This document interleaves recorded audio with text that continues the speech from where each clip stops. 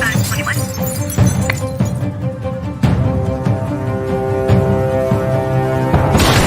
streets will never love you back.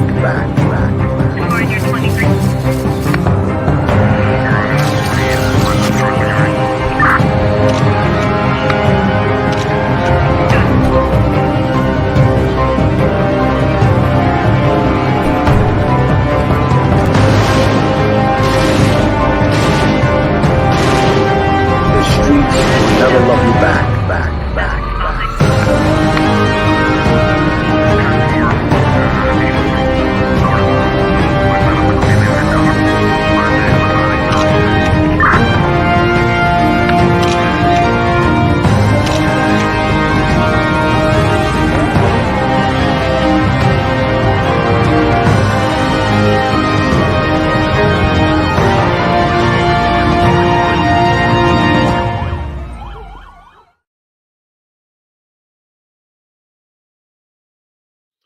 Hey guys, well, I'm happy to be here. I see we got 31 people in the chat.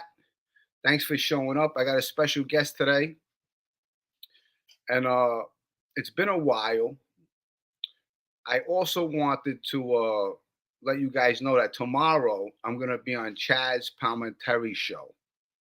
So check out Chaz Palminteri tomorrow, his show. It's going to be pretty cool. And, Chaz actually became a good friend of mine. I met him in Vegas. I was introduced to him through a mutual friend. He invited me to his house, and I did a show with him, which was pretty cool.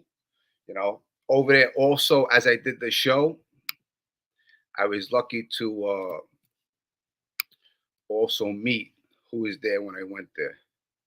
So I got a photo with which was pretty cool. Catherine Narducci.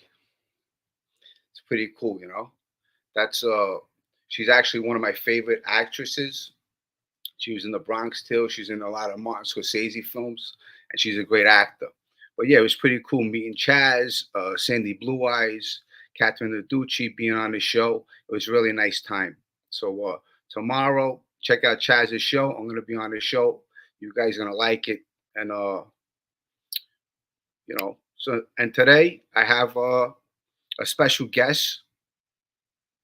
We have Kimberley L Berlin.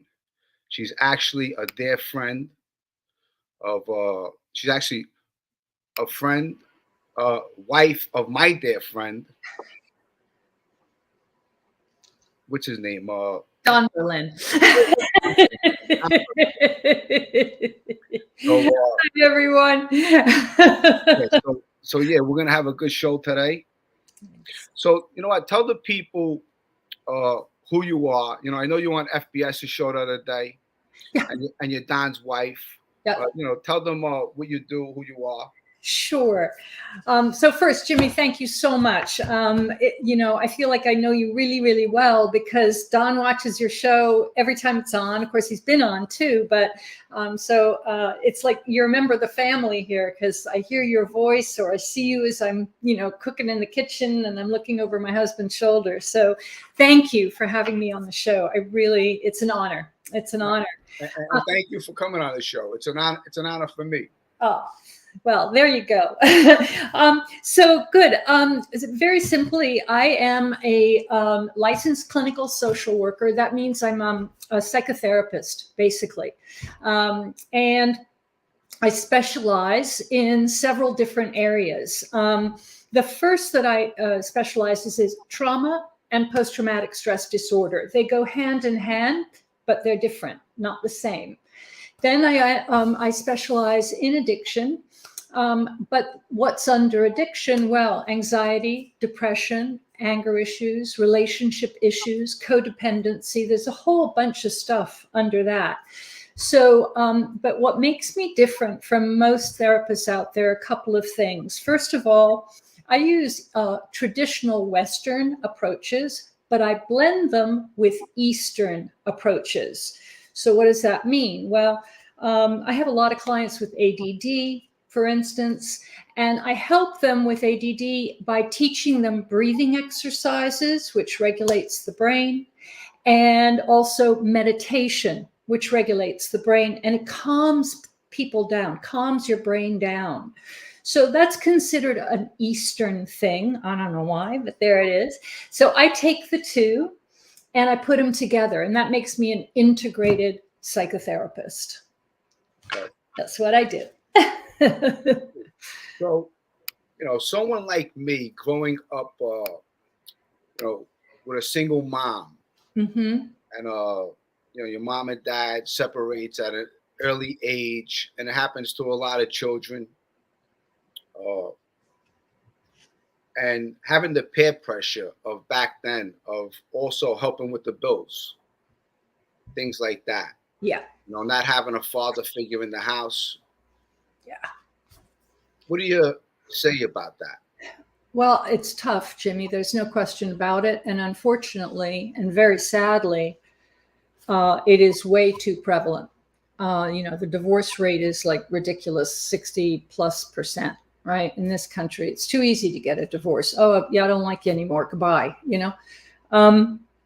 And so the real victims of divorce or separation are the children, right? They don't have a mother or father, depending on the case. And for you, not having a father, being a boy, very, very difficult, right? Very difficult, very traumatic for a child to grow up without a father figure.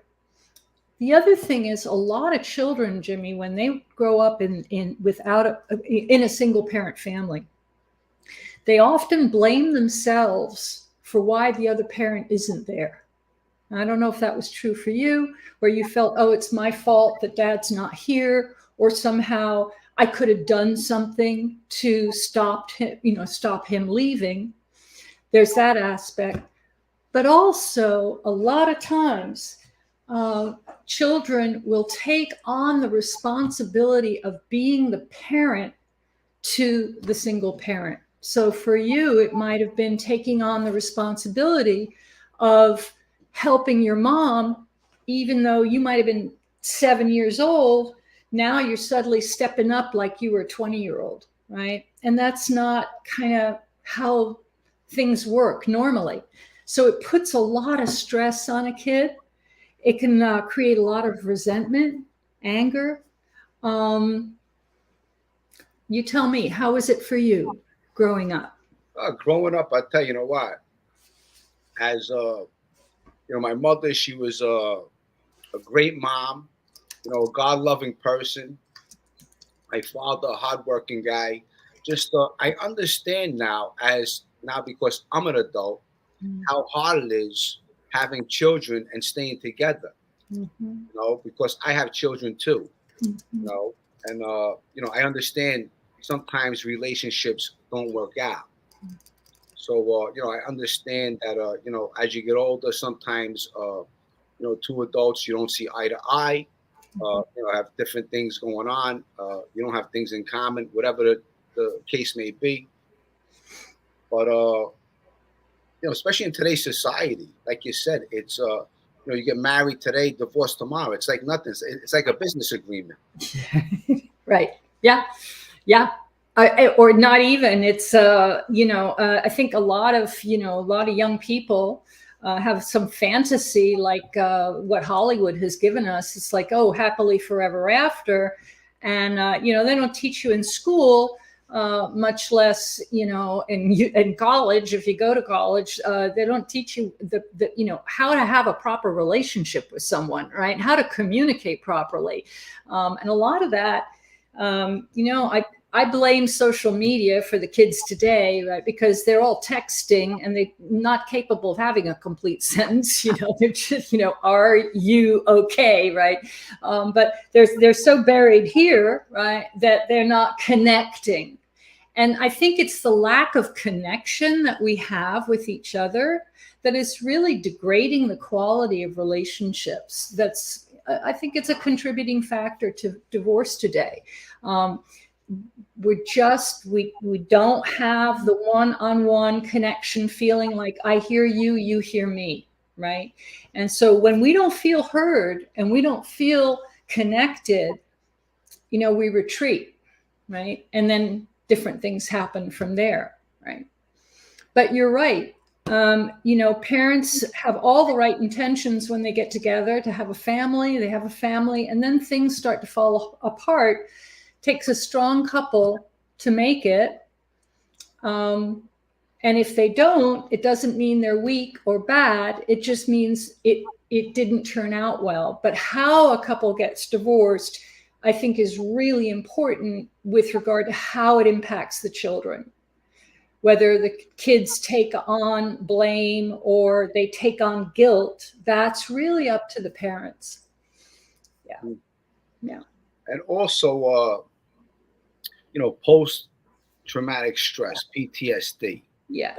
Something I have, I'm diagnosed with it for the fact of, I always talk about my past and certain things. There's certain times that I leave the house, I don't even comb my hair. I keep it the way it is. So things like that, everything that affected me in my life, certain things I seen in my life, people I lost in my life, and a lot of things go on in everyone's life. I think every single person on this earth is fighting some kind of battle, whether it's a substance abuse battle, whether it's losing somebody, some kind of mental illness, something is going on in everyone's life. And some people choose to take medicine for it. Some people don't. Some people have home remedies. Right. Right. Well, I think, PTSD is it's complicated and it's complex, right? And the name alone, post-traumatic stress disorder, tells you that something came first, right? And what came first was the trauma. And I know your story. I know the story of, a lot of your, your viewers on the show. There was trauma on the streets, right? There was violence. It was a tough neighborhood, dog eat dog, right? Bodies on the streets every day. Young kids seeing death, shooting, blood, right? Dead bodies, right? Young kids, that's not what they're supposed to see.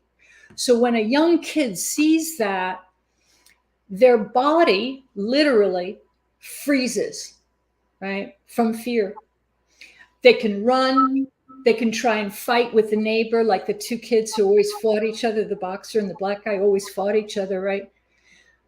They can try to fight it out. But when a kid sees a trauma like that, maybe there was violence in the home, violence on the streets, something happens to us at the physical level and we contract.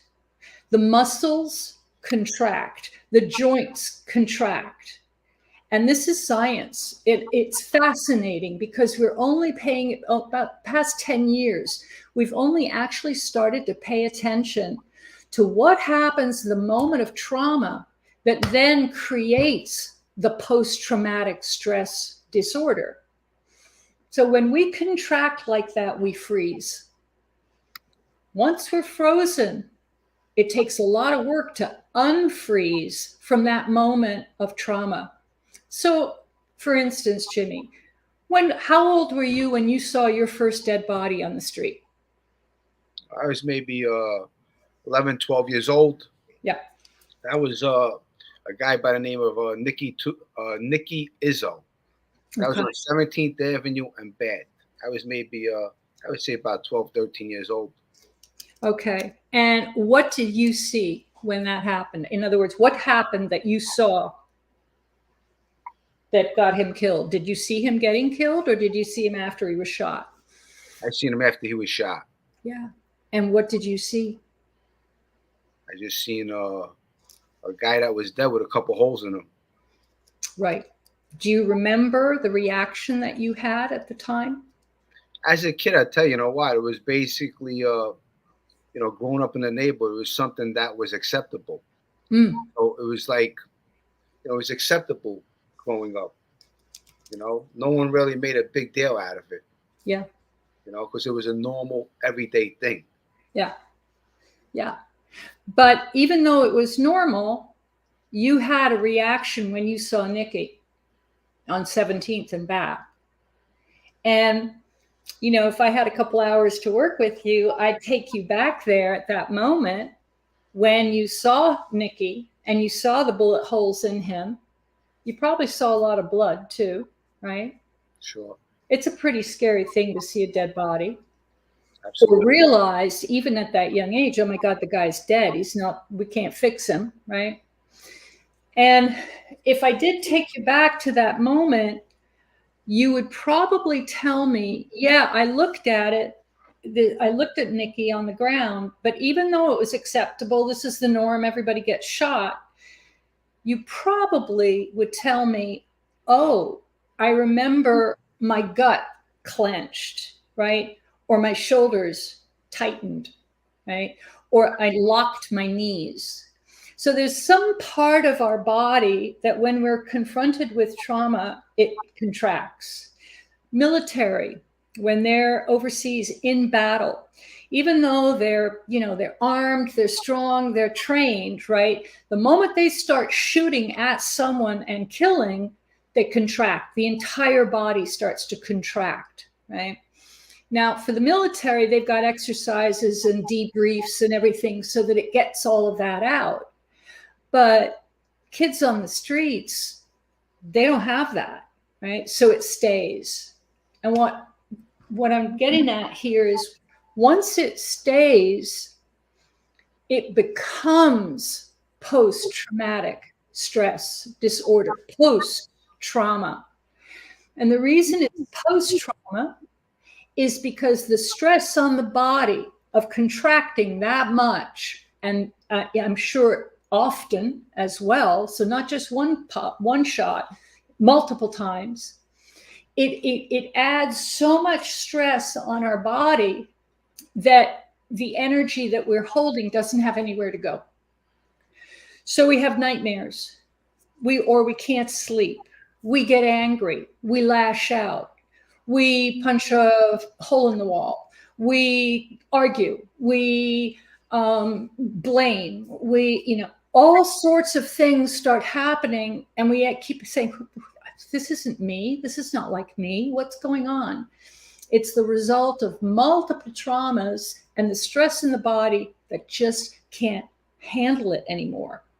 So that's where that comes from, how it leads from one trauma or multiple to post-trauma, right?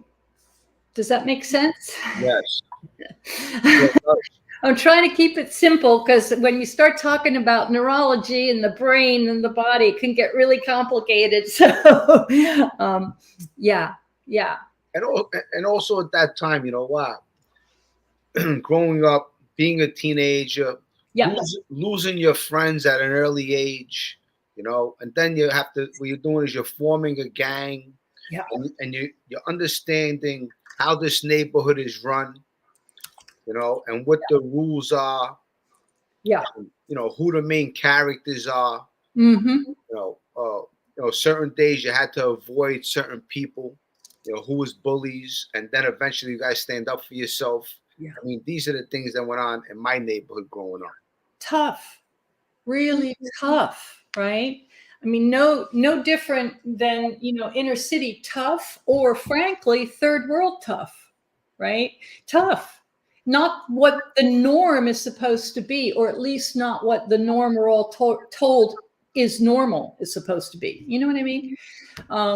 You know, we keep seeing these, you know, like everything's perfect shows and movies, right? And even Home Alone, the kid lived in a really nice house, you know, right? There was nothing traumatic in his life other than the two burglars that tried to, you know, home invaders, whatever. But, you know, it's really interesting because I think that as we normalize the violence, the gangs, the bullies, navigating, right? You know, there's a part of us that becomes really skilled, right? Part of us becomes very, very skilled at navigating the danger, right? And another part of us wants to never have something bad happen to us like what we saw with friends, right? So that part of us then starts to become really protective, always on the watch, always on, on the alert, right? Would you say that was true for you? Absolutely. All Yeah. the time. Yeah.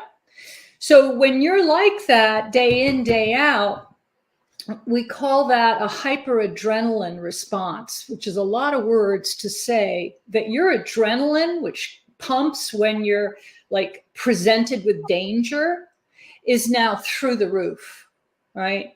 Your adrenaline is just go, go, go. And so you're ready at any moment to fight someone, to run, or freeze and play dead, just like an animal, literally, right?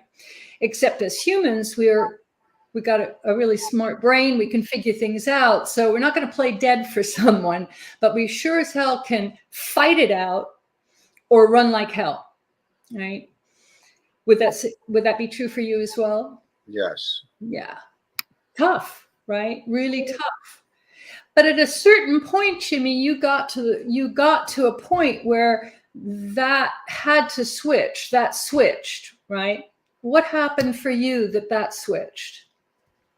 Well, I'll tell you, for me, it was basically a lot of, as far as losing my friends, it had a lot of things to do with a lot of things, not just one thing.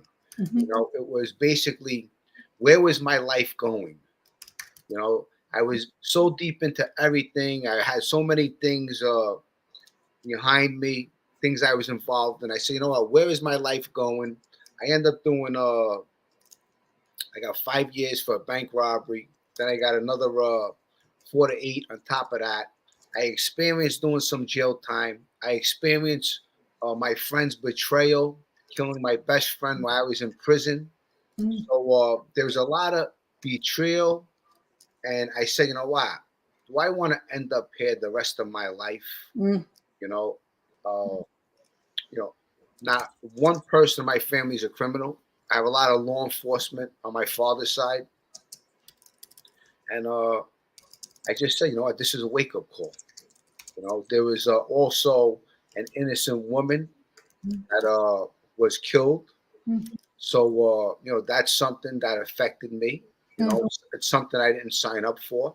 And all these things all jot up in one. I said, you know what? There's only one way to put this all behind me. I got to come forward and just let this go. Yeah. And that would, I love the when you're opening of this show, you say redemption, right? But that was your moment of redemption, but it was also your moment of enlightenment, right? So we have parts of us that, protect us from danger. And then we have parts of us that want to numb us out from danger. But then we have something inside us that is true of every single person, no matter who they are or what they do.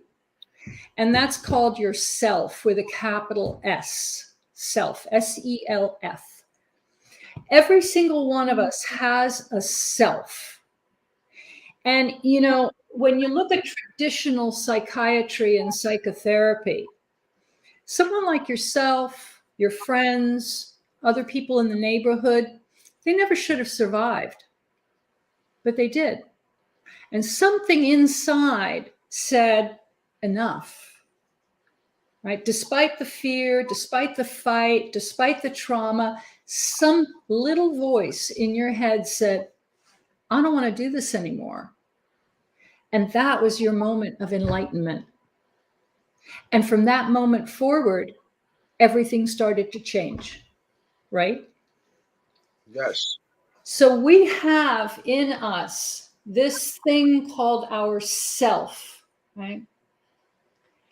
And the work I do is connecting clients to that self energy. See, that self doesn't have an agenda. It doesn't say, hey, I'm going to beat myself out of here.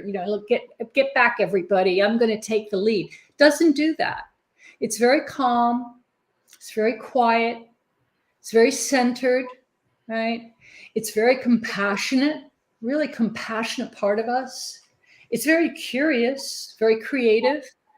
It has courage. It has confidence, and it has clarity, but it has no agenda. And what do I mean by that? It has no desire to do or be anything other than the qualities I just described. So it's not going to say, let's go. That's not our self. Our self just is. Okay. In the Christian faith, it's called the Holy Ghost, right? Some call it the God within, the spirit within. Some call it the divine within, the Buddha within, right? It is the universal everything within us, right? And every single one of us has that, no matter what action or deed we have committed or performed in our life, right? So when I can help clients to connect to that self energy, these parts that scramble, these parts that keep having nightmares or memories of the trauma or have that post-traumatic stress response, right, start to calm down. They start to calm down because they suddenly are not afraid anymore that they're on their own, because they start to understand, oh, that's the self. The self can get me through this. That can get me through.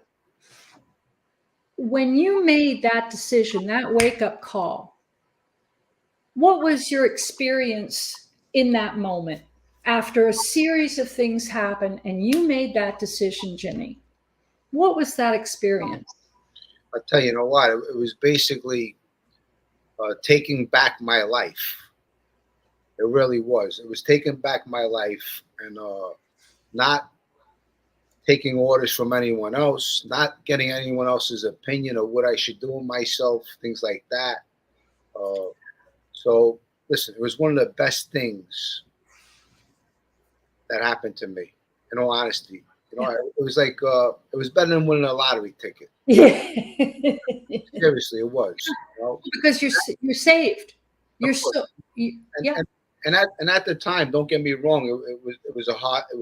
You know, everything I was going through, my family was going through, but it was really a beautiful thing. But this is my friend Mo. I want to thank him. He just sent me Wow. Thank you, Mo. Mo, I love you and I see you soon. Thank you, Mo. Thank you, Joey, for thinking I'm amazing. Yeah. I'll tell you. Yeah, so that definitely saved me. Now I'm at, you know, a certain place in my life. I have new friends in my life. Mm-hmm. I tell you, I got 2 kids. I got a beautiful family, and I tell you, I grew so much, you know, and thank God. I mean, you know, and so certain things have to happen in your life sometimes. You know, look what had to happen. You know, look, a woman had to get killed. Paul Rigolino had to get murdered. I mean, a lot of things, you know, and you know, listen, some people take the opportunity. Some people don't take the opportunity. You know, and the opportunity only comes once in a lifetime. You know, so absolutely correct. Thank God I had a lot of encouragement from a lot of family members saying, you know what, Jimmy, do the right thing. You know, my friends killed my best friend. There was a lot of certain events that was you know, that unfolded. There's 7 murders on the indictment that I was on. So it was a mess. It was a big mess. It was something I did not want anymore in my life. I wanted to put everything behind me. And thank God everything worked out for me. Yeah. And that is a testament not only to your strength as a human being, but to the strength of yourself, right? That self within you called your name, right? It had been calling your name your whole life, but it got to the point where events intersected. And in my world, when there are no coincidences, They're none, right? Everything happens and they intersect, and all of a sudden there's that moment of enlightenment, like, oh my God, how did this happen, right? And we realize, oh, all paths led to that moment in time for something to happen, whether it's good or bad, right? So for me, I had a couple of experiences in my life where there were intersections of events that woke me up and helped me to get clean and sober. And by the grace of God, 28 years, I'm clean and sober, right? Miracle shouldn't have happened, should be dead. There are also things in my life where there were intersections of something that I thought was a disaster, like going through 4 years of a doctoral program at University of Southern California and running out of money and not being able to get the PhD after my name. That's why there's all those letters after my name. I keep trying to make up for that, literally, right? But I was never supposed to get that PhD because I didn't get it. I had to go home. I had to get a job. I interviewed for a job in Washington, D.C., and a friend of mine was out of town and said, call my boss. He knows everybody in town. He'll show you where you can get an apartment. I'm sure you're going to get this job. They don't fly you up for nothing. I fly up. I get the job on the spot, right? And I call this person her boss, and he says, meet me at a bakery at Ballston Metro out in Arlington. So, okay, fine. She's described him as a curmudgeon, which is a fancy word for an old fart. Bow tie, cane, miserable human being, right? And so I'm looking for an old guy, right? I walk into the bakery. I don't see anybody. There's this guy in the window. He's sitting there, and he's really good looking. And I go up to him and I say, excuse me, are you Mr. Berlin? As God is my witness, that's how I met Don Berlin. Wow. Now, if I'd gotten the PhD, I would have stayed in LA. Wow. I would have stayed in LA and had yet another disastrous relationship, choosing, my picker was long broken, right? But instead, somehow life brought me to Washington to interview, get hired. A girlfriend who wasn't in town told me to meet her boss, and the boss ended up being my husband of 22 years now. Wow. All right. So,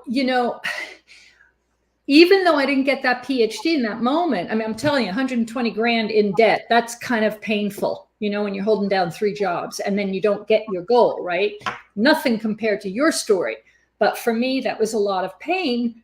And yet I knew this isn't happening because I'm a failure. Something else is going on. Right? And so I had that faith that something else is going on. And it wasn't until I extended my hand and shook Mr. Berlin's hand that I realized, it was like that moment of a kaleidoscope movie going in through my head. I realized, oh my God, this is the man I'm supposed to meet. And this is him. I've been waiting for him my whole life. Wow. Right? So when you had a moment of saying, I don't want this I don't want this here anymore. It's that level of enlightenment of, I can change my life now. Yeah, it might be a mess with the judge and the juries and the lawsuits. And yeah, I may have to do some time, what have you, but I'm changed. I'm changing. That's it. It's done. Right? The moment we come to that clarity and that confidence and that calm, assertive courage, we are totally in our self energy, and that energy leads the rest of our life. Guaranteed. And that's a message of hope for everybody, right? No matter what, no matter how far down the scale you've gone, there is hope, right? Absolutely. And let me just read some of this. Yeah, please. Management to a lot. It said, okay, breathe. Yeah. Joey D. Yeah. We never know why our That's life right. and twist of turns or why. Why we're meant to be where we are. Amen, Joey D. True. Amen. Right? And it's true, Jimmy. You've been through so much. What an example you are to others.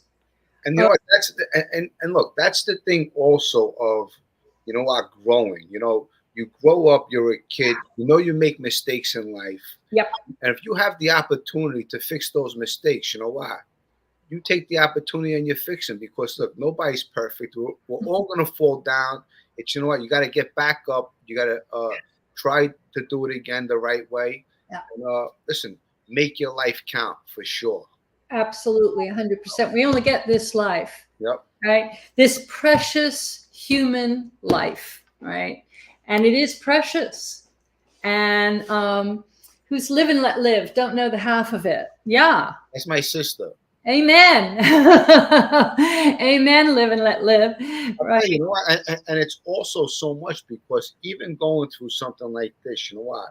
When people come forward and they cooperate, not only are they putting themselves through, but but what their family members are going through. There's so much stress. There really is. Because, you know, going back, it's, you know, you're being taught never to tell on anybody, and this is a life that's supposed to be secrecy. Seriously. And you know, then all of a sudden, you know what, you're coming forward, and now all the friends that you once had, they're not your friends no longer. No. You know what? You know, you decided to cooperate. So you understand that this life is, how much bullshit is to it. I mean, you could kill your best friend, that's okay. But you know what? You can never take the stand. Yeah, So right. it really makes no sense, you know? A lot of hypocrisy, right? A lot of hypocrisy when you think about it. And, you know, your experience is very similar to any kind of closed group, right? Where the silence, you know, we silence everything. You don't talk about it. You don't share. You don't speak outside of the circle. You know, we have this in whether it's in terrorist groups, okay, or extreme religious groups, right, or cults. There's this thing, in order to keep people under control, you've got to go by the rules, and the rules are don't talk, don't share, don't speak, keep it secret. Well, that's not the way the human soul works, right? That's the way humanity works, but not how our soul works. So it's a lot of conflict, right? A lot of conflict inside. And most of us can't deal with that conflict. But if you can deal with it like you did, Jimmy, then A, you're an extraordinary human being. B, you listened to that still voice inside. And C, you broke through. And, you know, the comparison of where you were on Bath Avenue and where you are today, that's light years. That's not even the same person, right? Absolutely. That's totally a different mindset. Yeah, absolutely. You know, the person Kimberley was homeless in Morocco sounds luxurious, but let me tell you, a woman alone in an Arab country with no money and nowhere to live, dangerous. Sure. Very, very dangerous. And I knew I was in danger. And I didn't have enough money to get on the stupid boat to get to an airport to get to a plane. I had to literally beg it, borrow it, and steal it to get out. And, you know, and then when I came back to America, because I did have this blue passport, I had nothing. I slept on a couch. I had nothing, not a car, nothing. And I had to start all over again. And really, I had a decision to make that I can't do this again. I can't lose everything again. Not again, right? Had done it a few times, couldn't do it again. So even though, you know, my life was very different from yours in the sense of the violence or the trauma, my trauma still existed, just like your trauma existed, right? It affected my body and my mind just like it affected your body and your mind. But there came a moment when the light bulb went on, when something happened, and we said, no, no more, right? And it's as if the parts inside us that ordinarily chose to fight, run, whatever, manipulate, lie, cheat, steal, gave up. They just couldn't do it anymore. They were exhausted. And when that happens, that self energy steps forward and says, okay, guys, I'm leading now. I'll get us through this. And it does every time, every single time. So when you were sitting in a courtroom and they tell you 5 years and +4 and this, that, and the other, you probably thought, this is the end of my life. Sure, of course, absolutely. Right? But in fact, Jimmy, it was the beginning of your life. Yeah, I guess, you look at it that way. It was the beginning of a new life, I guess. Exactly right. Exactly. So one of the things when I work with my clients, one of the things I ask them is, how do they look at life? Half full, half empty. And, in our regular language, we always say, oh, well, what's the worst that can happen, right? And I ask my clients to change that. And I ask them to start changing the way they speak to begin. So it's not what's the worst that can happen in a situation. It's what's the best that could happen in a situation. What's the best thing that could happen? And for Jimmy, the best thing about going inside for a few years was you were safe, at least as safe as you could be in jail, right? Because you got the other part of jail is it's not so safe, right? And we know that, right? But at least you were safe in terms of immediate danger and you had time to think, right? So that was the best that could happen there. And then you chose to turn your life around. What was the best that happened? You created a whole new you. But that you was always there. It never wasn't there. You just gave it a chance to live. It was really, I tell you, what, when I came forward, it was basically a lot of things that were just I just wanted to put behind me. I wanted to tell the truth about everything that happened. Yeah. I put it behind me. I realized that my friends were no longer my friends. Mm-hmm. There's a time to grow up and there's time for reality. Mm-hmm. And my friends were no longer my friends. If I was out there, my friends could have knocked me off. They probably would have knocked me off too. Yeah. So basically, that's what was in my mind, and but everything worked out for me, thank God. Yeah. Yeah. Someone says they can't hear me. Do I need to, my speakers, is that better? We hear you perfect. Okay. Live and Let Live can't hear, said they can't hear me. So I just wanted to be sure. Maybe I should just speak up. That might be Huz. That might be Huz. Okay. No worries. So when you say your friends weren't your friends, what made them your friends in the first place, Jimmy? Well, just growing up, childhood friends, being from the neighborhood. Yeah. Getting into mischief. Yeah. Playing sports. And yeah. You just know each other, right? You know each other. You're familiar. Sure, growing up together, committing crimes together. Yeah. And from the same neighborhood. So you know the neighborhood, you know the characters, you know the rules. Yeah.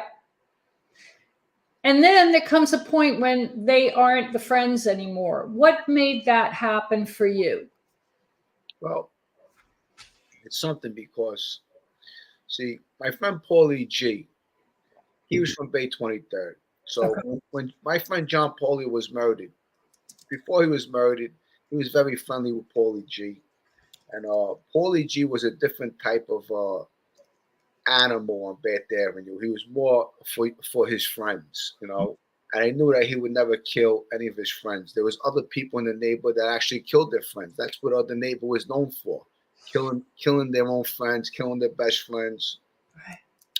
And so once John Paulie was murdered, me and Paulie G became very friendly, and I trusted Paulie. You know, I seen that he was different. He had a different character than these other people in the neighborhood. You know, he was more sharp. He was he was a tough kid. He stood by his word. If he was your friend, he was your friend to the end. So I became friendly with him, and that's when we formed a crew. So that's when we started getting into our troubles after John Polio's murder in 1988. Mm. Mm. But you formed a bond with someone in such a way that you didn't, I would imagine that you didn't feel alone, right? After the other gentleman was killed, you and Paulie G formed a bond, right? Yes. So, and you were loyal to each other, right? Absolutely. And part of you was attracted to him because he wasn't the norm. He wasn't the normal character from the neighborhood, even though he's in the neighborhood. He had a special kindness to him. He had some kind of he had a funny way about him, a friendly way about him, a brotherly way. We just hit it off. We gelled together. So he was different than all these other kids in the neighborhood.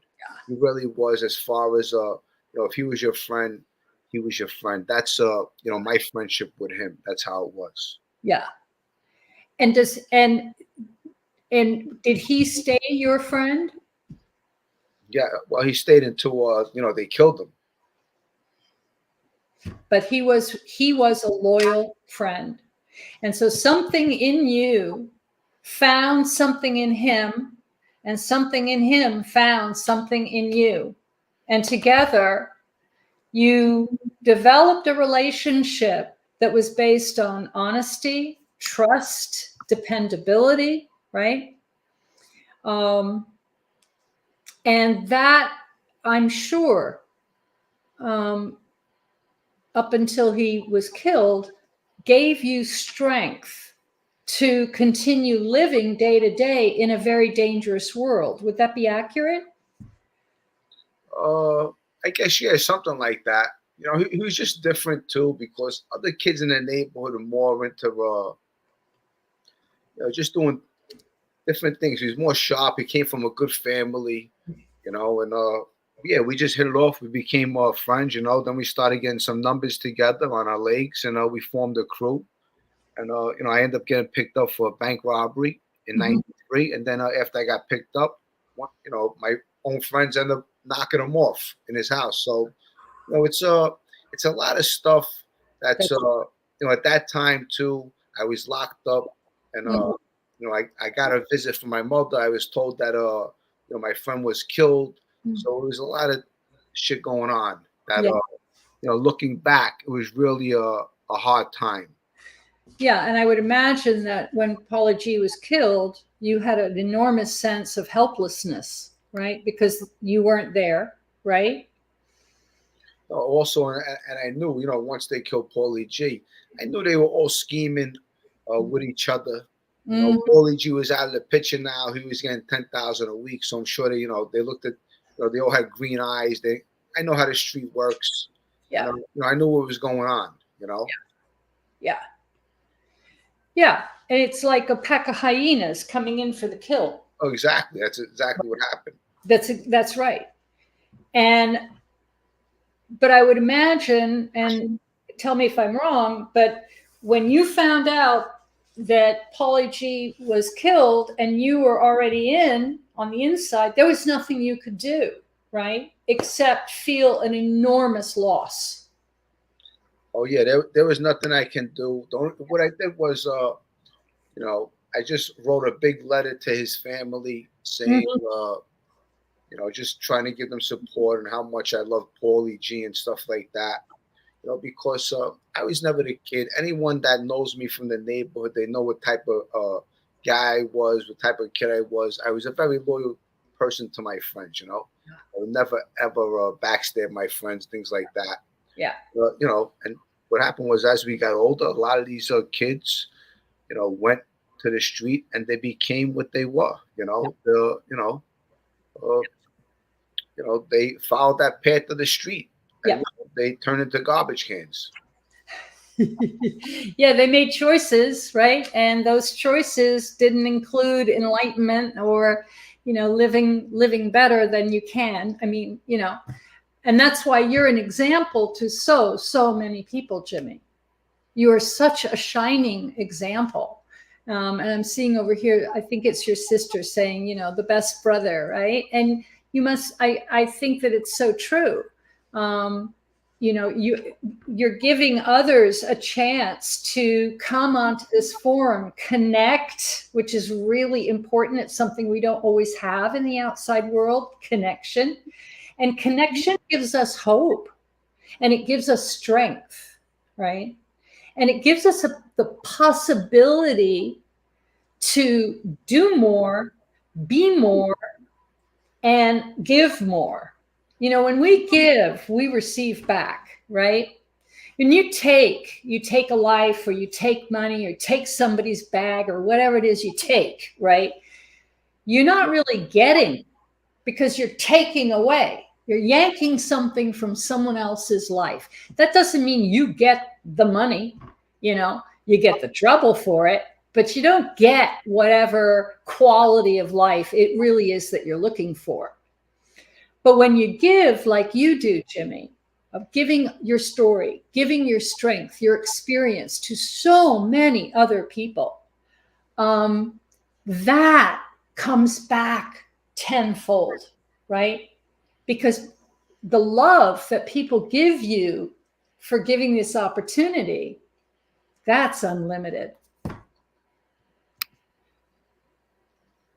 Well, thank you. And you should be very, very proud of yourself. You really. I try. I tell you, what, I try, and every day, I wake up. I try to be a better person. That's all I can do, and just go on with the day. One day at a time. Look, right. There's a lot of evil. There's a lot of hate in this world, and the more you try to do good and try to better yourself, the more people hate that. They don't want to see you, go any further. So, it's dealing with a lot of things in the world also, that bother you, that you can't, that you have no power over it. No control. Yeah, the only power you have is just to ignore it. Yeah, well, there's also another way to look at that. You're right. You're absolutely right. You're not wrong. People do start to resent when we get ahead, and they don't want to see you succeed, because that makes them feel less than, right? And one of the things I learned a long, long time ago, and I use in my work with clients is, and it's harsh, right? But it's true. Whatever someone else thinks about you is none of your business. That's on them. What's important is what you think about you, right? Does that make sense? Of course it does. Yeah.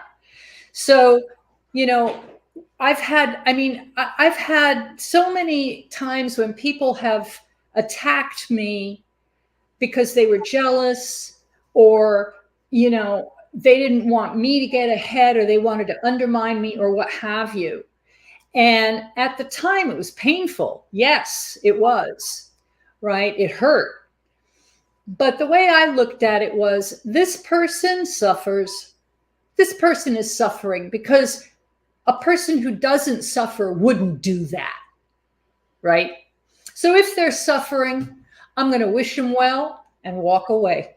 I have nothing more to do with them. I wish them well, hope they have a good life, but I'm not going to let them close in and try and hurt or damage or undermine me, right? Important sort of basic principles of interrelationships, right?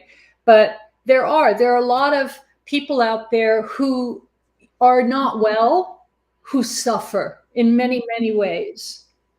And as much as we can, we have to sort of forgive them because they don't know any better, right?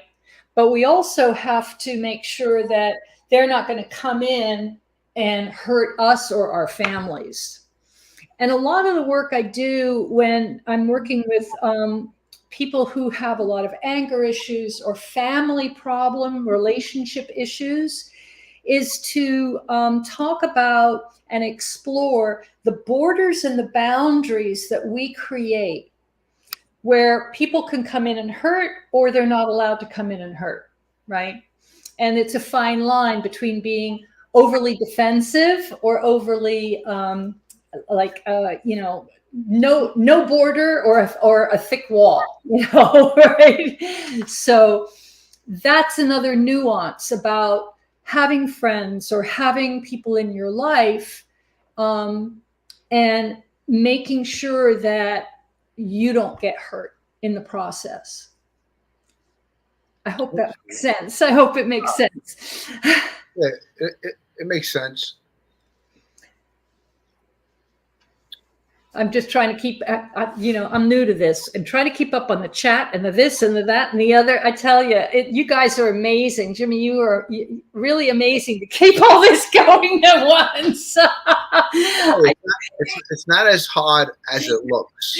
Okay, if you say so. Because I'm trying to keep my eye on you. And I'm seeing that the husband is chiming in. And then there's all this chat on the side that I'm missing a lot of. But hope everyone is forgiving that I'm very new at this. This is only my second time on YouTube. So learning as I go, right? By the seat of my pants. You're doing good. All right. Well, thank you. Thank you. Thank you, Miss Can't Be Wrong. Thank you. So what other kind of things would you like me to, or would you like to know from me or about me, or how can I help you with something today? You tell me. I'll tell you, just by you coming on the show and talking to you, I mean, you're helping me. And now that I have access to you. Yep. So I'll call you every so often, and you can help me even more. Absolutely correct. I'm here for you. And that's also the good thing about YouTube. I met so many good people on here. Yeah. I honestly did. Besides the trolls and the haters. Yeah. I met so many good people that I correspond with. They made my life so much better. They honestly did. Some of these people are actually, family to me. Yeah. They really are, and sometimes family, blood don't always make you family. That's absolutely correct. It's the people in your life that are there when you need them, that make you family. 100%. I met a lot of really good people on here, and listen, I'm never gonna change. I'm gonna make my life count and have a purpose always. Yeah. If I can help anybody along the way, yes, I can, with my story and my experience in life. Because as we get older, that's all we do is we keep on experiencing life. And what I experienced in my life, in all honesty, was a lot of disappointment. A lot of disappointment from people. Mm-hmm. So it's hard for me to really open up and trust anybody. Mm-hmm. Trust is built. So after I trust you, then that's when I can form a friendship or a bond with you. That's right. Because trust is very important to me. That's absolutely right. And that's something I deal with every day, right? Is trust. Because, I'm working with people in the most intimate level of their lives, right? And I'm meeting people where they are. And I have no judgment about people's choices or people's lives, right? I've got a broad spectrum of clients with very broad background, some stories as bad as yours or good as yours, right? Soldiers who've experienced horrific things, women who have experienced horrific abuse. I mean, all of it, right? And, you know, in my world, I don't have an opinion or a judgment. They're just human beings. I just see a human being who needs to be healed or who wants to be healed and is coming to me for help to be healed, right? And, you know, the formulation of trust between myself and a client is not something that just happens overnight. It has to, in my opinion, it requires that I prove to them that I am trustworthy. And that is my number one objective when I meet with a new client and I start working with them. If they don't feel trust with that I'm trustworthy within 3 or 4 sessions, which is a total of 3 or 4 hours, right? Then, you know, I'm gonna really ask that client, you know, how can I serve you better, right? Is there anything that I'm saying or doing or anything that is, you know, maintaining this distrust, right? Inevitably, that is a breakthrough moment. The very fact that I asked the question shows people that I too am vulnerable, but I too am trustworthy, because a trustworthy person will ask that question. Someone who's not trustworthy will never ask you, am I doing okay? Is everything all right here? You know, how can I help you better? Right? So, you know, trusting people, I'm very much like you. I've been disappointed time and time and time again. One of the things I'm learning in my older age, and I'm getting older, I tell you, it's not fun. I wish I had this wisdom back in my 30s, right? But one of the things that I'm figuring out is a word called discernment. Discernment, to discern, to decide the nuance, the subtlety of another person, right? To really decide, do I tell them this or not? Do I invite them to my home or not? You know, and I didn't have that filter when I was 30, right? Everybody was my friend. And then I wondered why I got hurt so much, right? But now I'm very selective, but more importantly, just like you said a moment ago, and I think it's one of these universal truths, we may be born into a family, but our true family is chosen. Our true family is chosen, right? And those are the people that you can trust. Those are the people that you can rely on. Nice. Thank you. Thank you, Miss Can't Be Wrong. And then, yeah, people do need to trust in order to open up. Yeah, wish I knew then what I know now, right? And that's the thing too. You know what? As we get older, you know, we get smarter, we grow, and we understand what we don't want. Yes. You know. Yes. So, you know, that's where I am in my life now. Yeah. So, you know, I still have a lot to learn. Every day is a learning process. Mm-hmm. And, you know, we'll see what happens along the way. Yeah. Yeah.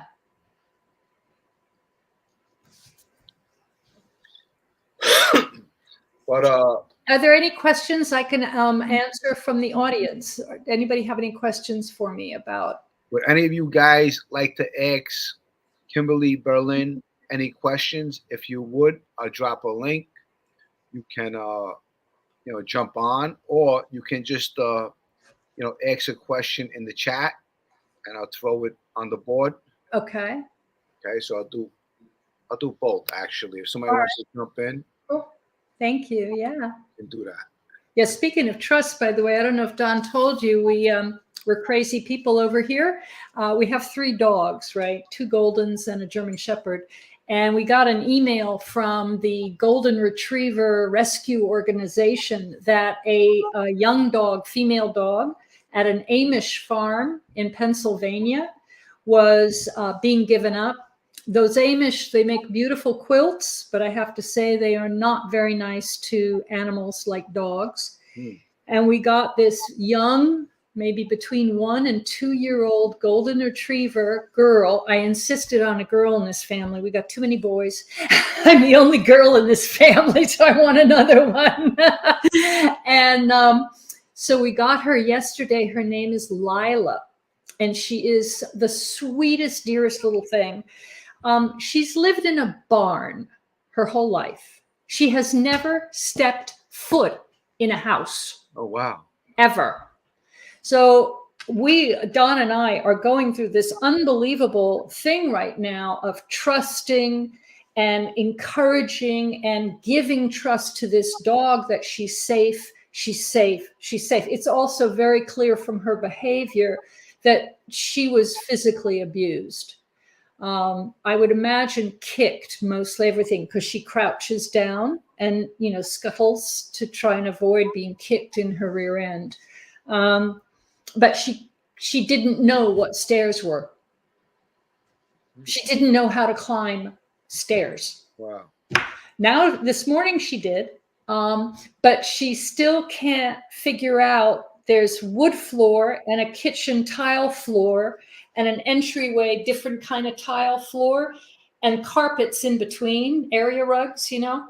And the poor little thing, she's like looking at the ground like, if I step, do I fall? Right? But so this morning when I walked her, she was rolling in the leaves, happy to be free. And you could just see it on her face. She was just running around in this area that we have, and happy, happy, happy. Yeah, thank you, Jesse. Yeah, I mean, this dog, we definitely rescued her out of the jaws of death, certain death. The farmer would have killed her. Wow. And we took her on. So that's awesome. Yeah. So right now, I mean, Don and I are texting back and forth, like, you know, just we have to be patient, work together to just let this dog know that she can trust us. You know, I have Joey Smokes in the house. Who's Joey Smokes? Joey Smokes is a dear friend of mine. All right. So we're gonna let him on. He's got a couple of questions. He's a character. He's a hell of a guy. Really good guy. Dear friend of mine. And he knows Don too. So all right, great. What's happening? Hey, how you doing? What's up? I'm loving the show. All right. Don's better half. Now we know. You know what I mean? Who keeps him in line? Now, you guys probably have an amazing relationship. I really think that. You're two intelligent people. I mean it. Thank you. Well, listen, you know, it's just a school of hard knocks. Let me tell you, really, it's the school of hard knocks. And you know, our thick heads here, right? Yeah. No, that's beautiful. I mean, when you see that, when someone can have a relationship and also have an intellectual relationship and build on that too from the moment you guys met. That's amazing. I like how you said you met. That fate was just in your guys, you know, destiny was written for you guys. It really was. Yeah, it was a God thing for sure. Yeah. God thing for sure. Yeah. That's beautiful. And like you were talking about the trust issues, you know, I noticed that some people, if they have a lot of people don't open up. That's one thing, you know, you earn trust, but at the same time, when people been mistreated with their trust has been misused, you see those people are a lot more guarded. You know, it's hard for them to open up, even when they're around someone who's good, you know what I mean, who wouldn't hurt them, misuse their trust, they still have issues of trust. Yeah. You know, you've seen that happen, you know, even maybe some of your clients have probably done that, where, that's you know.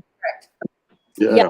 Absolutely correct. I'm working with one person right now. We've been working together now for 3 months, and it's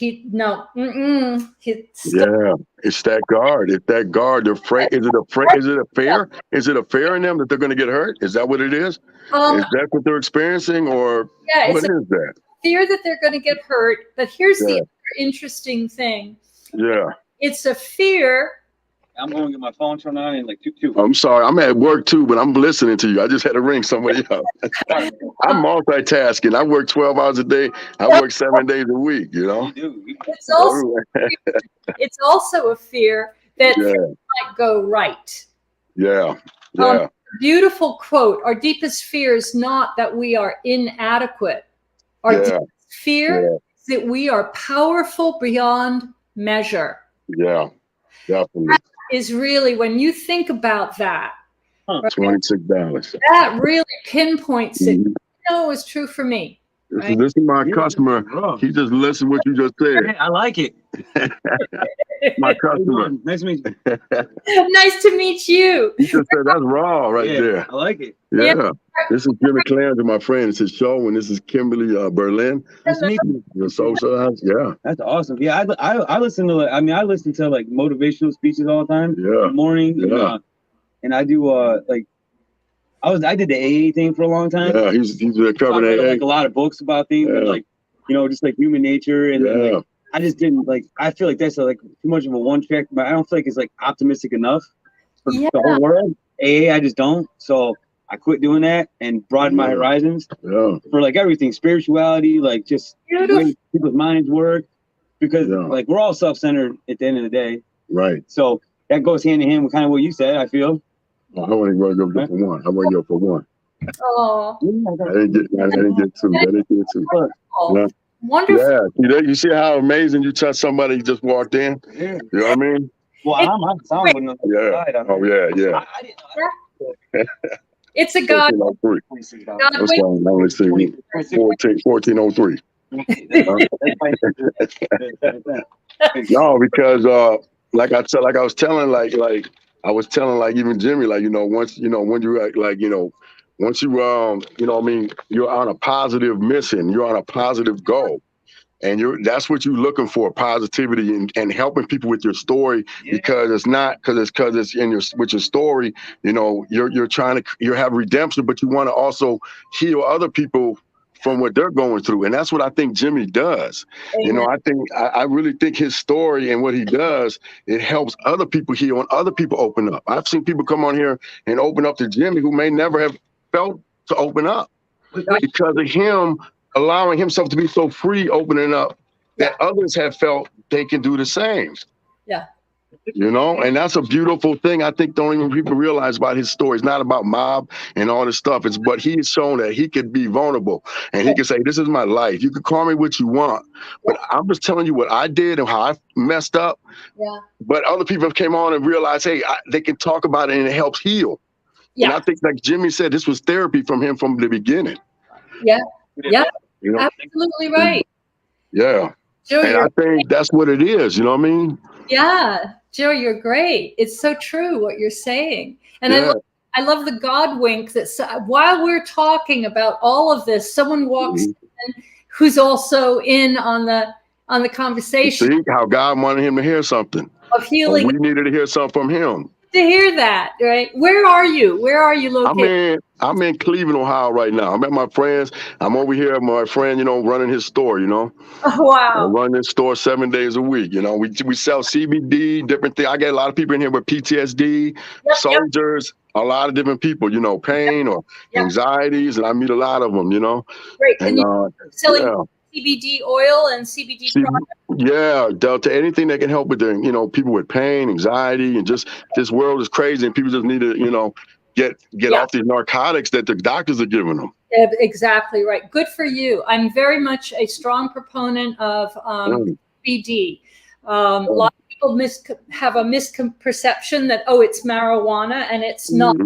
And I take it myself because I have a neurological condition, and it helped me so much. And I really, I encourage people who have stress, anxiety, depression, PTSD to look into it and research it, because it's one of those healing properties that's out there that very helpful. Good for you. Well, like I said, I'm really glad you came on Jimmy's show. Don, I think talked about you a couple of times. We love Don, you know what I mean? We love Don and what he's trying, he inspires people and he has a really good he analyzes things very well, So I think he's like a philosopher sometimes, you know what I mean?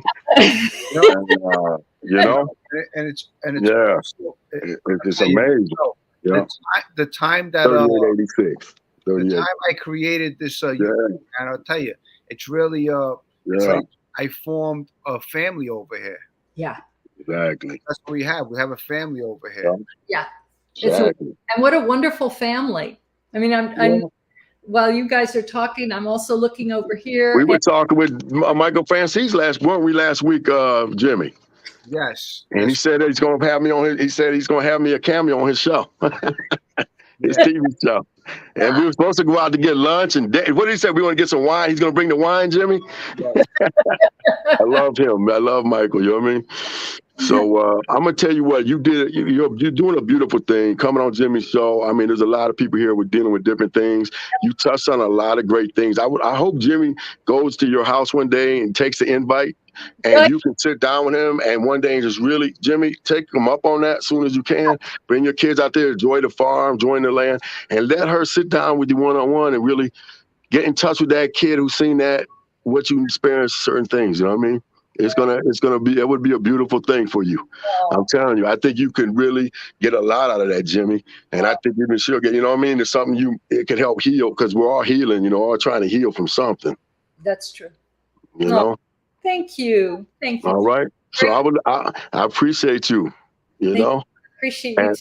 Yeah, I'm gonna let Jimmy go because I know other people want to jump on. I don't want to take too much of your time because this is a really great thing. I'm at work, so I'll sit back and listen. I love you, Jimmy. Live and let live. Everyone out there, Robert, Don, Boston, you know what I mean? Lewis from UK, all you guys out there. Anyways, I love all y'all, man. This is great. Thank you, Kim, for coming on here. Miss Berlin, it's our pleasure, you know what I mean? Thank you. Thank you so much. I hope you do it again, and maybe you and Don should get a show, your YouTube channel. You know? That would be awesome. Yeah. You know? So anyways, you know what I mean? I love y'all. Take care. I'm going to sit to the back because I don't want to interrupt the show with different customers coming in, but this was beautiful. All right? Blessings. Many blessings to you. Happy New Year, you guys. Right. Love you. Bye. Love. Someone asked on the side here, is there a particular CBD that works for anxiety? And I just wanted to say that I used to, there's a company that has since died, which is really sad, because they had the best CBD on the market. They really did. They got, they basically went under because all these really big companies just, you know, took up the market. But any of the CBD, the top line CBDs that is made from hemp is going to be very good for anxiety. And I have, this is for people or animals. This is called Ultra Cell. And the company is Zilis, Z-I-L-I-S. Ultracell. And you want to get full spectrum hemp CBD, full spectrum hemp CBD. And it really helps to calm. And so it brings the anxiety levels down. It's really helpful. The other thing I want to share, since someone asked about anxiety, you know, our breath, believe it or not, is the most important thing that we can use to help us calm down, to help our anxiety. Did you know that, Jimmy? I guess, you know, to control your breathing. Yeah. So our breath is really, really important. And that's something that I teach clients right away. First thing I start teaching them is how to breathe properly and kinds of breath to use from the beginning of the day to the end of the day. But I'm going to give all of you a tip in terms of breathing. If you use this technique all through the day, your anxiety is going to start to come down. All right. I'm not going to give you the whole scientific reason, although it's fascinating, believe me. But the first instruction is, this is not your lung. This is your bronchia up here. That's not your lung. A lot of people say, oh, now I'm breathing. Nah, your lung is down here. And this is where you have to breathe. Not up here. So that's number one. Very, very important for anxiety. Breathe from your belly, right? The other thing is to keep anxiety low, right? To keep that anxiety down all through the day. All you have to do is just repeat your over and over whenever you think of it. Breathing in, always through the nose. I am breathing in. Breathing out, always breathe out through the nose. I am breathing out. You can do this driving, great for New Yorkers with that horrific traffic. Breathing in, breathing out. All right, some jerk cuts you off. All you have to say is breathing in, breathing out. And if you start to use that day in, day out, and throughout the day, it's like building a muscle in your brain and in your nervous system so that anything that comes up that might make you feel anxious, all you have to do is breathe through the nose and exhale through the nose, right? And your anxiety is going to go down, down, down.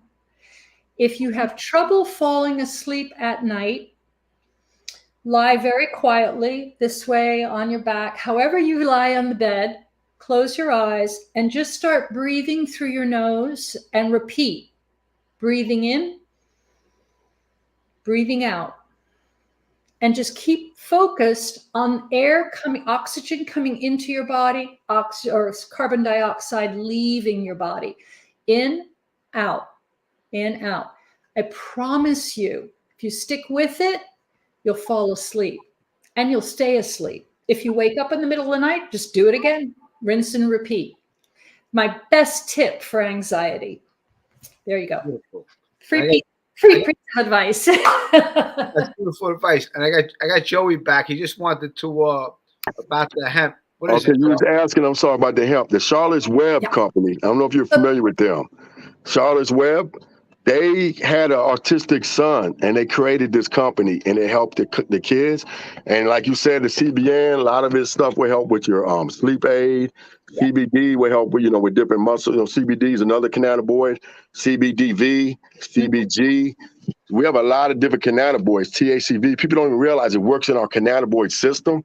So we have a system inside of us. Mm-hmm. So we may be taking it for one thing, but it can also help us with others. Like you were saying, for the hemp and the, it's a beautiful thing that we now have the Hemp Act passed, because now they are getting more into the study of hemp. Yep. And now with the federally law passing the study on marijuana and all that, it's going to come up. We're going to come up with a lot more studies now and realize how it can help everybody in different ways. Yeah. Which is good. The hemp, particularly, really good stuff. Yeah. Yeah, we have it for dogs too. I've had people come in from the vets. They tell them to get it for the dog. I have an older dog. I give it to her. So it's very good stuff. The CBD and the CBD, they're doing a lot more studies. Yeah. But right, with anxiety, like I said, PTSD or anxieties or whatever it is, a lot of these companies, one is Charlotte's Web, CBDFX, Strange. There's a lot of different companies out here. And we even have, my friend even has one, Herb by Tayano. That's his company. And they do CBD and we do different stuff. We have CBG. And it's and like I said, it's all different products. If you see here, I'll show you real fast, like you see how many products we have. We have the whole store full of products. We have, CBD, we have vitamins, we have stuff for, dogs over here. We have stuff they can put on, like, just your ailments. We have, all kinds of stuff for outside topicals.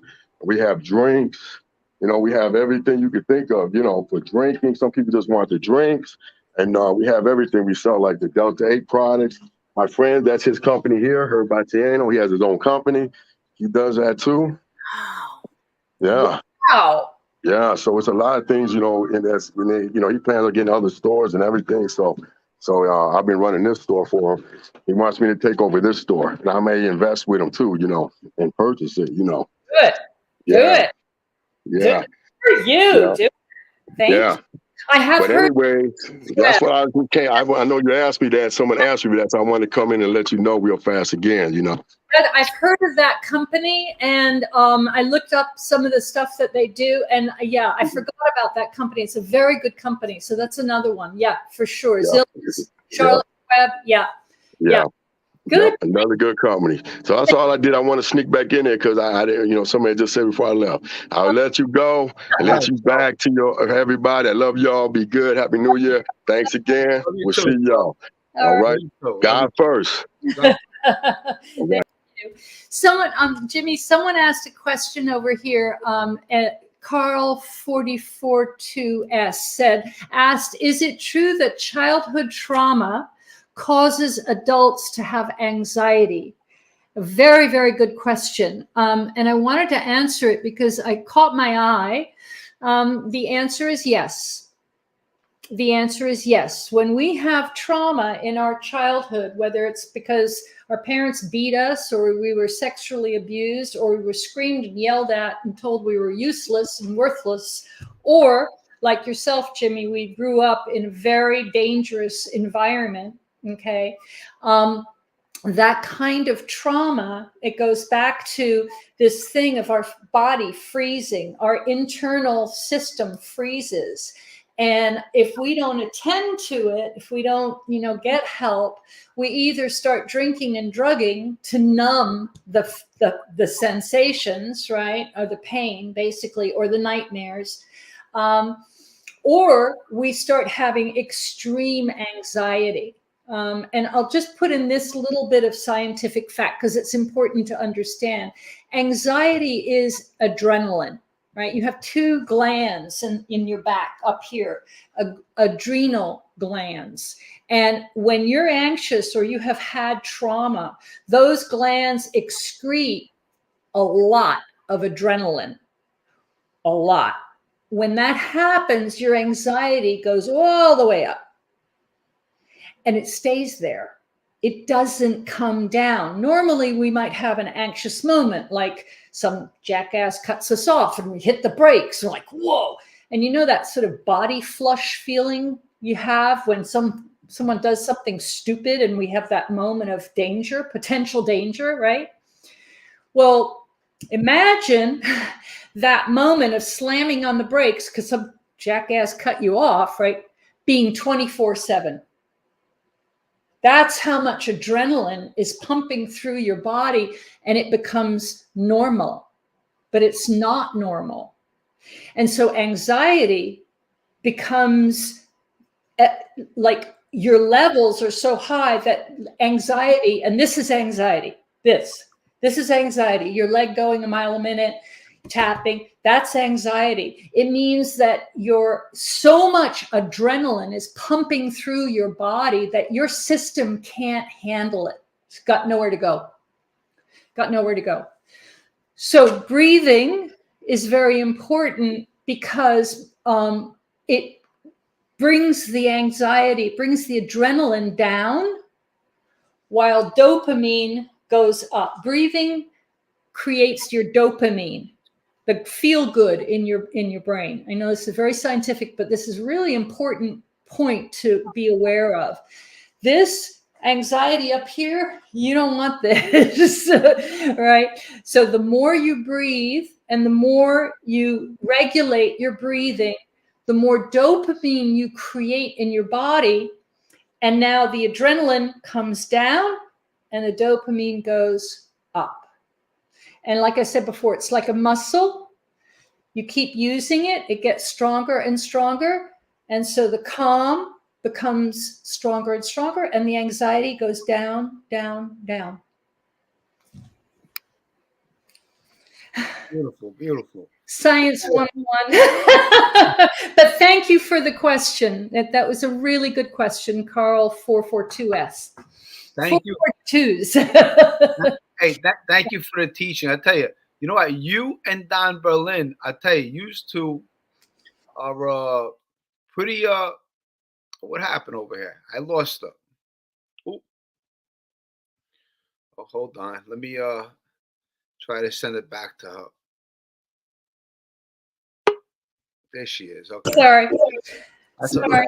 So I clicked on something and it put me out. Sorry. Okay, that's okay. So, okay, wait. I have a question for you. Okay, but Please. I want to say you and Don Berlin. I tell you, you're like really. It's amazing.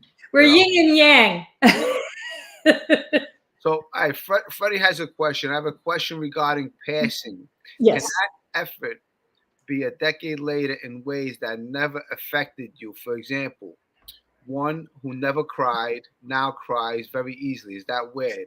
I would say yes. Yeah.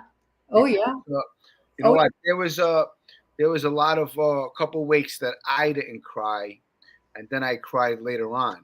oh, Roy. You know. Well, and yes, because it's like what we call a delayed reaction. I just want to quickly And say, I'm the type of person. I cry in private. mm-hmm. You know. Okay. I don't like to show people my emotion. Yeah. And that's usually a delayed reaction. Roy, yes, I am an IFS therapist. I just wanted to answer that question. I am an IFS therapist level 2. I'm still on the waiting list for level 3. That's how popular it is. And I believe in this model above and beyond any other model of therapy out there. And I was an IFS patient first. I worked with an IFS therapist. I was able to heal so much of my trauma. I mean, really heal a lot of my trauma, most of it, I think. And so much. So I was so impressed. I was so blown away that I said, that's it, sign me up. I did another 2 years worth of work. Yeah. So, Becky Brooklyn has a question. Jimmy, can you ask her, what about someone that has a quick temper? What does that mean to her? All right, I'll tell you. A quick temper means that there's a part of you that is protecting you in a way. All right.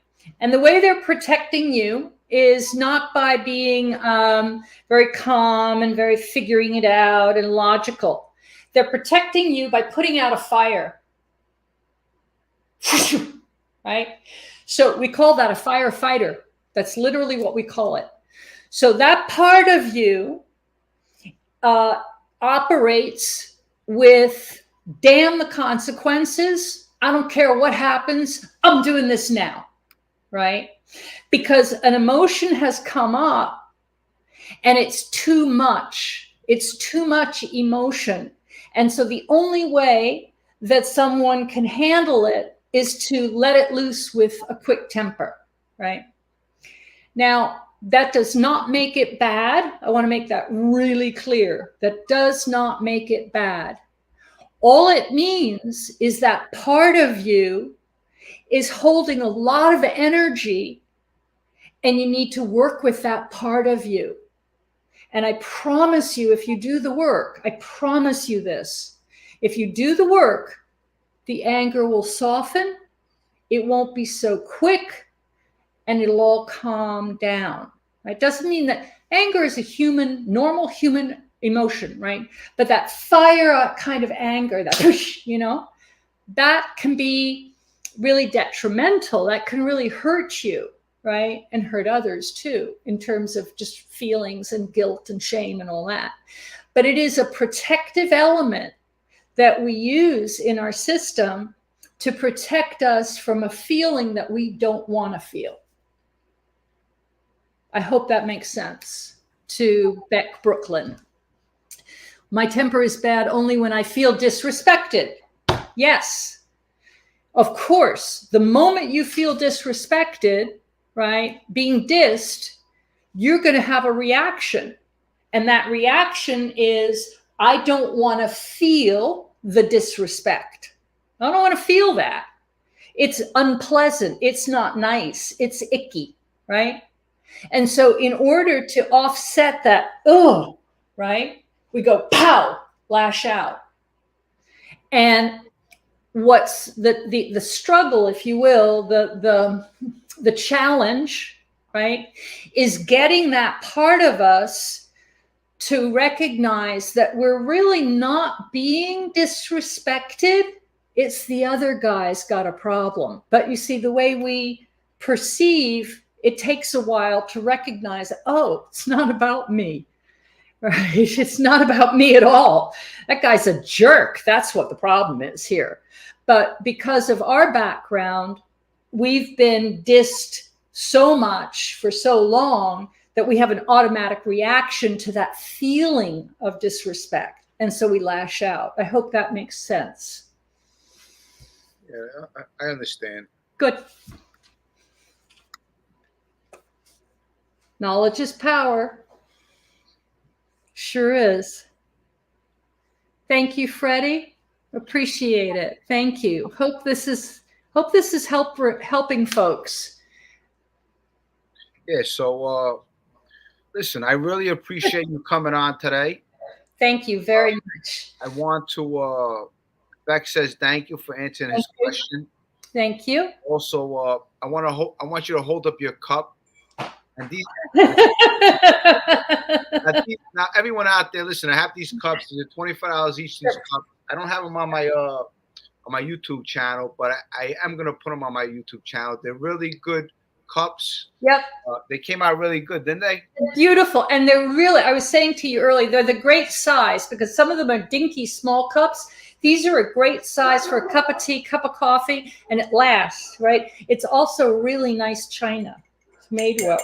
Yeah. Thank you so much for giving these to us, Jimmy. Yeah, we really appreciate it. Yeah, it's really a good deal. So anybody who wants to support my channel, order a couple cups. Absolutely. Do it through my Instagram channel. Just reach out to me. Right. But I want to say thank you to you, Kimberly. Thank you very, very much. I want to have you again. Thank you. You know, this is a new year, 2023. Yeah. I'm gonna have a lot of good guests on here in the future. Good. A couple more good shows. I'm honored that you counted me in.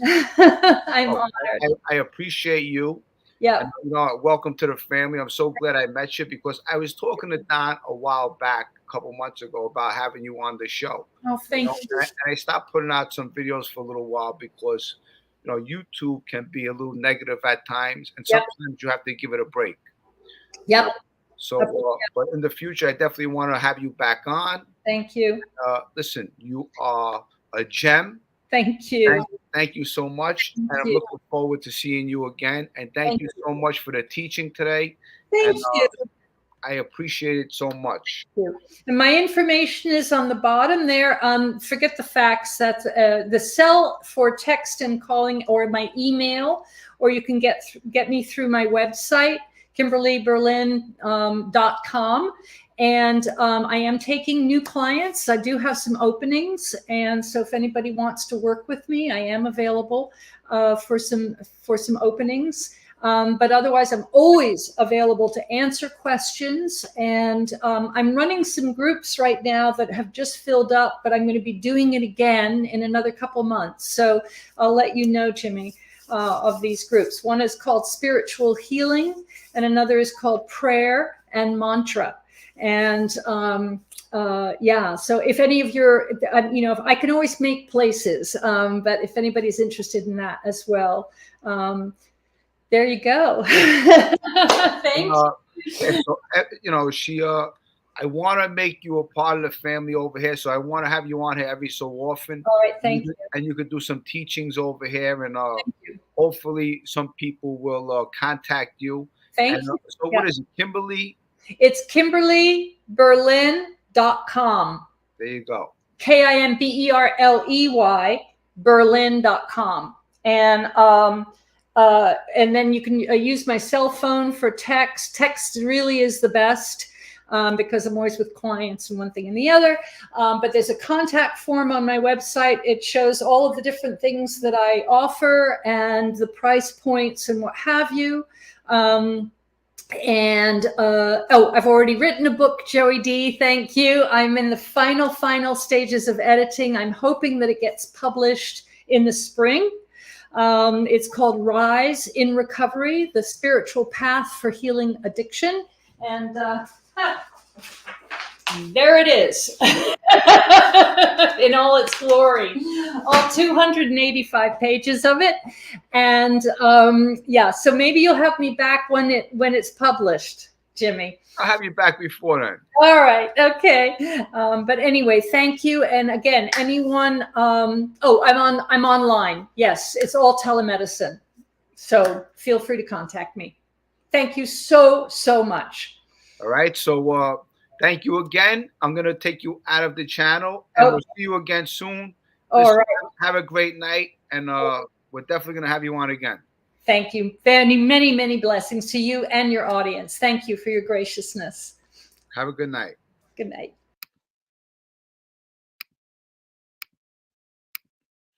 Kimberley L Berlin. She was actually a gem. It was beautiful just corresponding with her and learning, a lot of techniques, how to deal with anxiety and, things that we have to deal with in life, stress, things that bother us, parenting, our own life. Everyone is dealing with something, but it was great having her on. Everyone who joined us today, thank you all for showing up. Live and Let Live, David Brown, Crystal Ward, Joe Root, Joey D, Beck from Brooklyn, Boston J, Freddie, Miss Can't Be Wrong, Jersey Girl, all you people, so much for joining us. It was very nice to have you all come in and in the chat. And listen, we have our own little family over here. It's a beautiful thing to come together, correspond. If we could help each other in any way, let's do that. Let's support each other. Listen, life is hard for all of us. We're all dealing with something, whether you lost somebody, whether you have anxiety, whether you have some kind of substance abuse, everyone's dealing with something. Try to be a better person, try to help people along the way. We're all fighting some kind of battle. With that, give your life to God. Keep on doing the right thing, and I'll see you all on my next video. I love you guys. Thanks for the support. Mo, thank you for the $4.99. Very generous of you. I love you, and I'll see you soon. Boston J, and everyone else who donated to my channel. I love you guys. I'll see you on my next video. Okay, bye guys. The